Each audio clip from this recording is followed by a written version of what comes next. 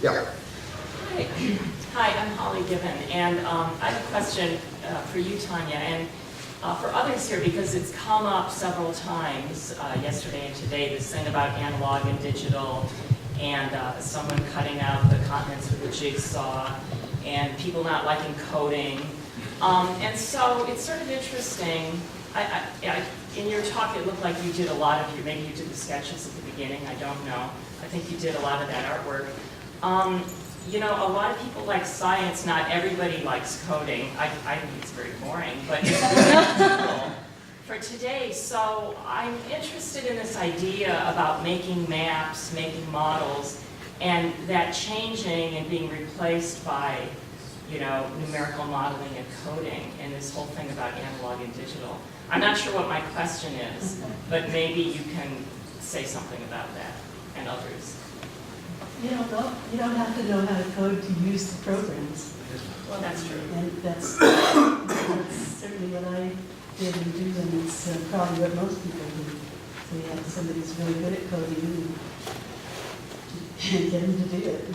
Do you think there's something inherently more, something intuitive, makes you understand about making things with your own hands? Can I answer?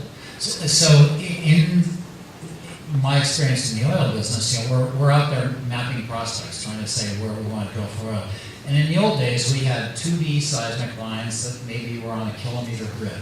And the hand contouring, making contour maps, when you have it on a kilometer grid, you've got a square kilometer in there with no data, and if if you have a good model in your mind, you can make a much better map than in general a computer algorithm would. There are different computer algorithms out there now, but there's a real benefit to doing hand contouring in particular. The one thing, it makes you look at every little square inch of your problem. And I love doing that. And it's becoming a lost art because now people, you just push the button, you've got a contour map. And the problem is people aren't that good at QCing the contour map. And sometimes the contour map does something it's allowed by the algorithm, but it's geologically close to impossible, if not impossible. Dave. Okay, Tanya, you showed the magnetic patterns and the breakup of the plate, the Farallon plate on the Eastern Pacific. But it is pretty obvious as the spreading center got closer to the continent, you got or to the subduction zone. That's where I want to go.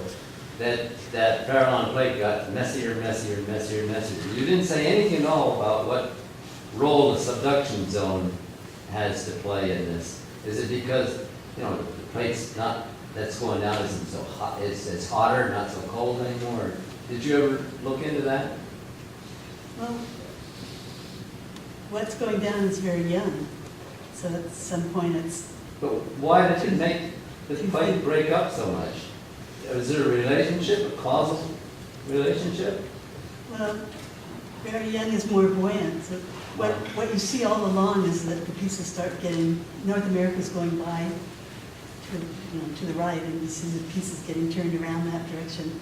So I'm assuming they just felt the overriding plate more and more, and they were very weak. So there's an interesting thing is when you look at the section that's in the Pioneer, between the Pioneer and the Mendocino, it just marches in. It doesn't know its fate at all. It just marches right up to the subduction zone untouched. And so, but that one was glued onto a big cold plate to the north, above the Mendocino. And so I think it just got carried right in, even if it was young. So you really get in trouble when you have a whole bunch of young stuff going in, trying to all hang together. But did you spend much time looking at what was happening to the upper plate when these really young ocean crust went in? Yeah. Well, mid-ocean ridge, if you just view them as passive, then as soon as you put it under the blanket of the continent, you just don't make any more crust. So you're just pulling open a hole as the the fragment fall keeps going down the subduction zone. So you have the overriding plate cold and wet from the downway, and suddenly, you put the burner under there, you put hot ascenosphere under there, so it's a big volcanic event, and you can see it. Okay.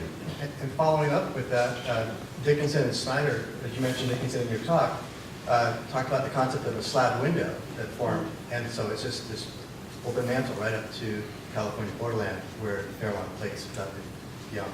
So it's a very interesting four-dimensional problem.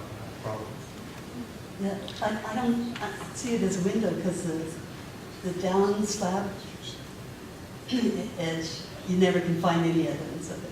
Right. So, Yeah. it's like a window from the So I natural started state to... calling it a slab gap, but it didn't catch on. The window's more fun. Yeah. Jennifer? I'm wondering if, Tanya, you or anyone else that's looked at, that spends a lot of time looking at the magnetic anomalies can comment on what, given that they go through this reorganization, but then that's fixed and you can look at it now, can you put some kind of bound on the rigidity of the plate? So, and over timescales that, if what we want to know is the, how much is the Juan de Fuca plate deforming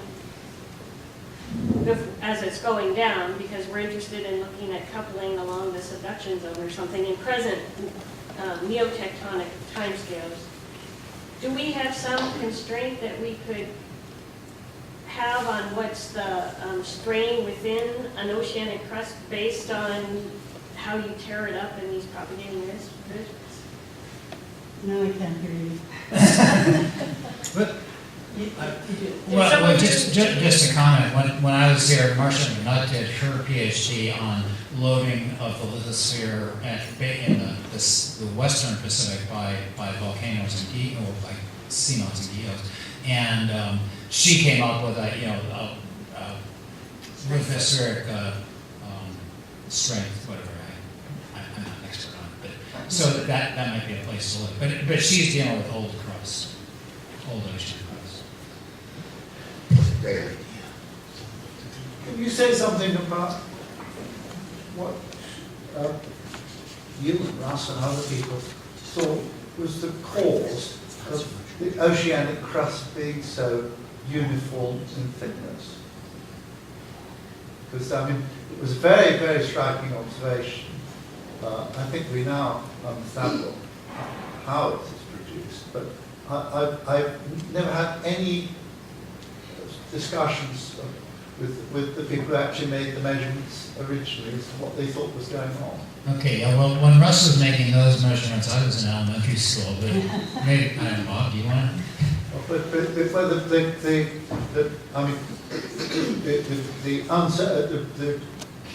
Nobody had really much understanding of that until long after that. I mean, it really was the ages before we understood how that came about. So, I mean, but observation was clear. And what discussions were there over the whole period as to how this came about? Are you asking why it's so, or how we figured out why it's so? I'm sorry? Are you asking why is it uniform, or are you asking when we figured out?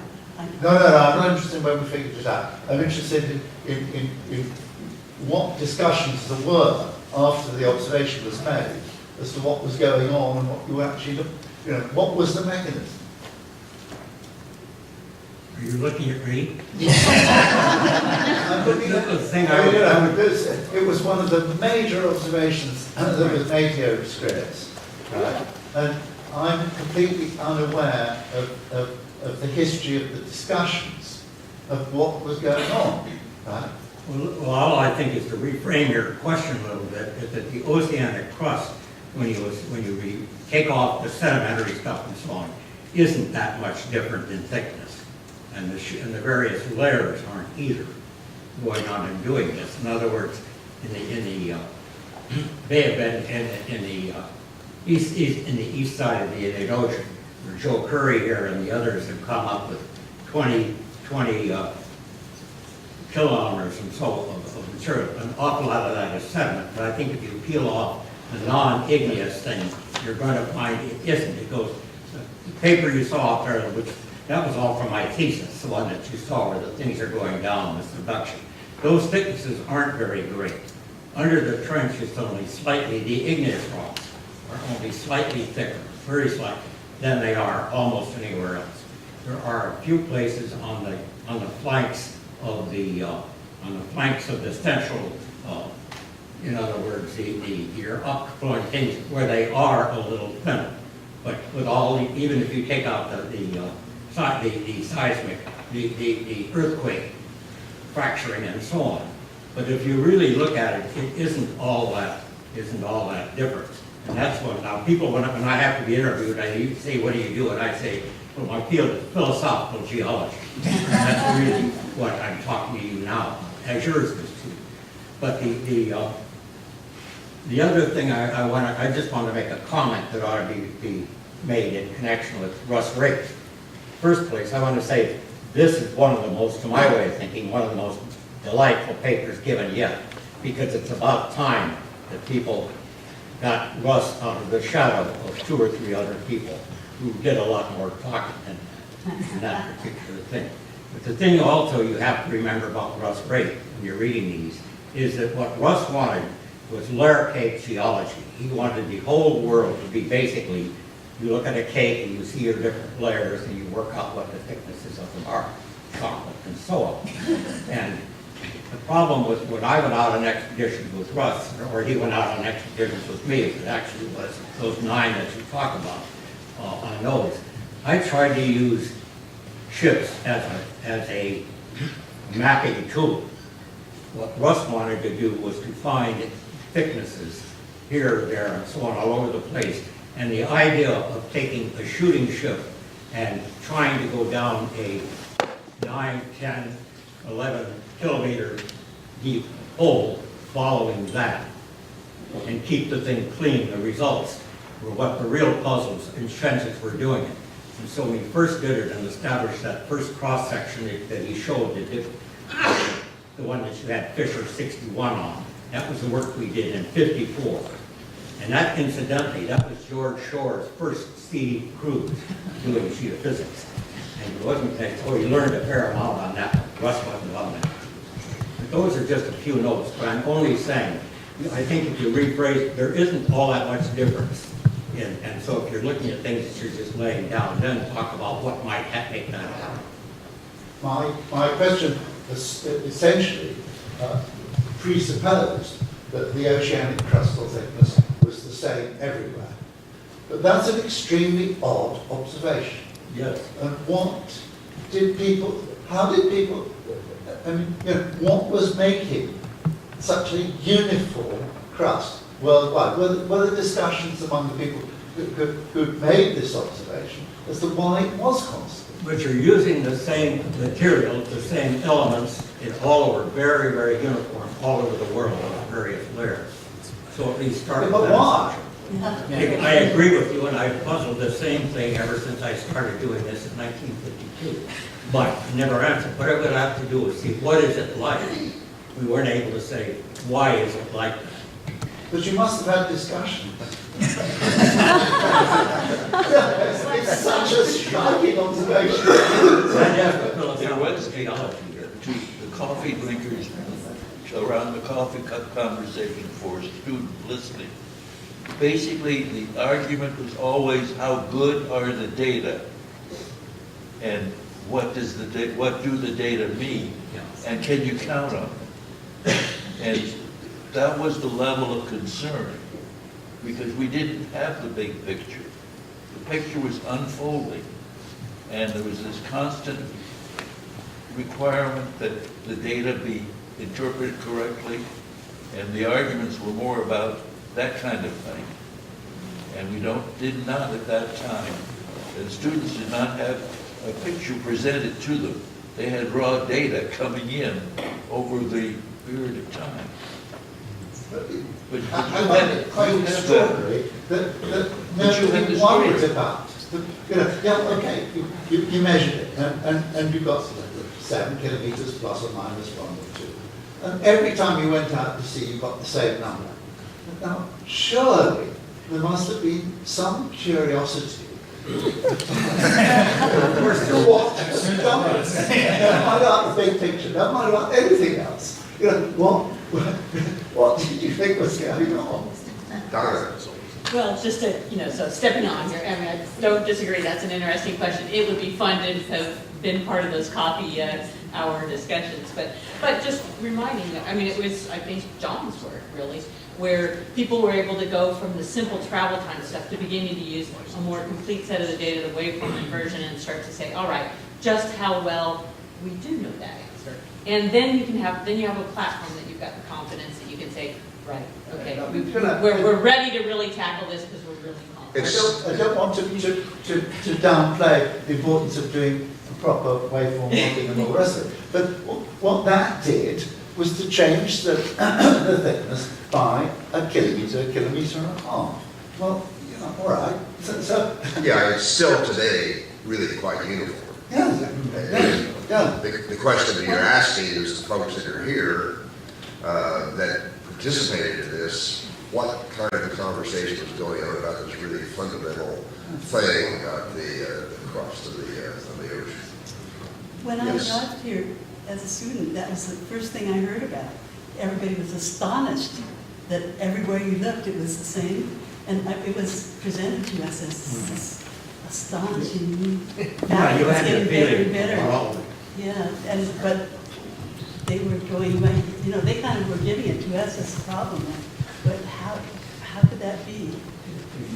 Bruce. The question was, why is the whole Earth pulsing and throbbing to make these strikes that resemble each other, no matter where you look in terms of patterns? My recollection was the argument started in the late 60s that ophiolites were pieces of ocean crust. And so therefore, how can they inform each other? And it started in California, looking at the California Coast Range ophiolite, which turned out to be 2 mashed up in different pieces. Then it went to Cyprus, looking at that ophiolite. And then it went to Oman, looking at that ophiolite. So I think that before significant drilling took place, it was the argument comparing the ophiolites to the seismic models, and even taking seismic velocity measurements in ophiolites, which some of my students did.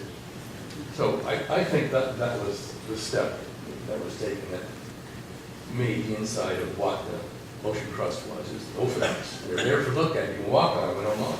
You can walk across the Moho in Oman. Their thickness is not. Well, that might be because of the tectonic plates of the ophiolites. But you can do the stratigraphic reconstructions and come up with a pretty uniform thickness in all of these ophiolites. Yeah, I told you something about the minerals and how this was put together. And Dan's saying These not ophiolites have how, all sorts of thickness there. what that thickness means, it's why is it so constant? Yeah, I mean, we still haven't answered Dan's questions, right? Yeah, we will. Go ahead. Well, I think what Dan is saying is that even in the place where all the ideas were, that there were good problems that lingered for years that nobody thought about, and that clearly this was answerable. I think we know the answer pretty well. Dan would never have become a petrologist if some bright student here had answered this question back when it was already a good problem. And there are I think the point is there are lots of good problems sitting out there right now that we're ignoring, all of us, for some stupid reason. And the bright student should be paying attention to what is an important question. This is a good example of an important question that was overlooked for a long time. Yes. I just wanted to ask Tanya for a prelude for this plenary session after lunch. What was, I recall that when you described the San Andreas Fault formation to the geologists who were working in California based on the plate tectonic model, you had some kind of resistance or some kind of feedback that wasn't, was surprising to you. Could you share a little bit about that reaction that you received when you brought geophysics onto land? I went to that Stanford meeting, and I forget who was talking about it. Yeah. And I was, a young student. We were sitting up in the very kind of balcony and watching these old guys arguing it out. And a lot of them were sure that had been moving since the Cretaceous. But then this group of students came from Berkeley, and they had a really good tide that made it really young. And so I don't think people were arguing about whether it was a plate boundary, because it was so obvious that we had to do something with it, and plate tectonics does the job. Once we figured out triple junctions, before that, we were all those big faults were a huge mystery. But then that's when I was working on the ocean floor. Clearly, the San Andreas can't get started until the Pacific is touching North America, and so we had to date those anomalies. And the deep sea drilling was just a miracle when they finally dated them, and you could tell it was young. So I don't know about resistance exactly. Mostly the land geologists, there aren't very many places in the whole world that the quantitative plate tectonics does you any good. You could see in your geology that you had a rift, and then the ocean was maybe sitting on a passive margin. Or you could see you were being beat up at a subduction zone, but it doesn't, all that wonderful quantitative stuff that you can do with magnetic anomalies in the ocean is just here in New Zealand, that you can actually take it across that boundary onto the continent and have it inform things that you're doing on the continent. So as soon as we decided it was young, then we had this terrible problem that the Sierra Nevada subduction volcanoes shut off at 70 million years. So it was clear there was subduction after that, but from 70 million to 20 million, it was a huge mystery, and that's right when the Laramide and all that stuff blew up. So pieces keep falling into place, and it gets better and better, actually.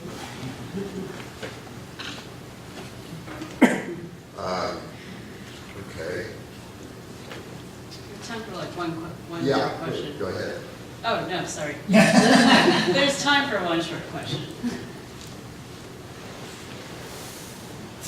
So I've got a question for you, Tanya, about all the wonderful animations, and both on a computer or even just a little, reconstructing California using, I don't even know what you even call it, but like paper, right? That I've had the chance to play around with and see, and I think it's incredible teaching tool, and also even for someone that knows about this stuff, being able to really handle it and see it, or see an animation. So I was wondering if you obviously these things take a lot of time, and it also takes a lot of ingenuity for how you want to show it.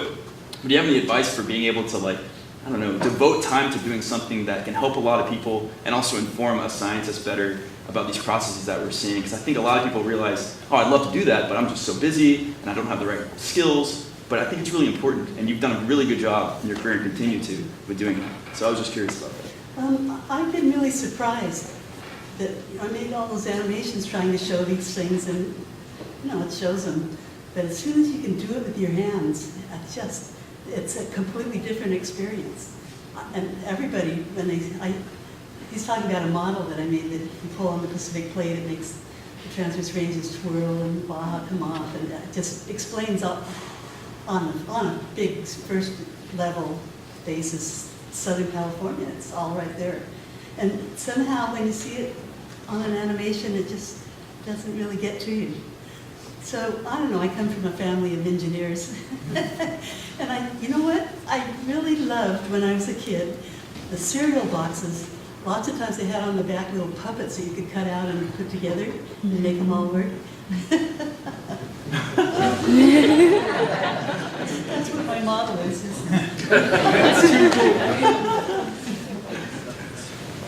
Yeah, thinking about, going back to Dan's question a little bit, too. And Tanya showed a movie of how you formed the ocean crust. And she had this big wad of red magma chamber underneath. And we know that in fact is not how it works anymore. We thought it did 30 years ago, 35 years ago, but that's not the way it happens. Finding molten rock in an organized fashion, very slow spinning fast spreading, but nevertheless, when you're done, you have this cross that is fairly uniform, whether it's slow spreading or fast spreading, and I don't think we still have an answer to the dynamics of the way this is working and the actual details of the way I'd love to sit with magnets you are and sorted out. and see how you would drive. Yeah, it was blank, there was no crustal structure in there. Any other questions?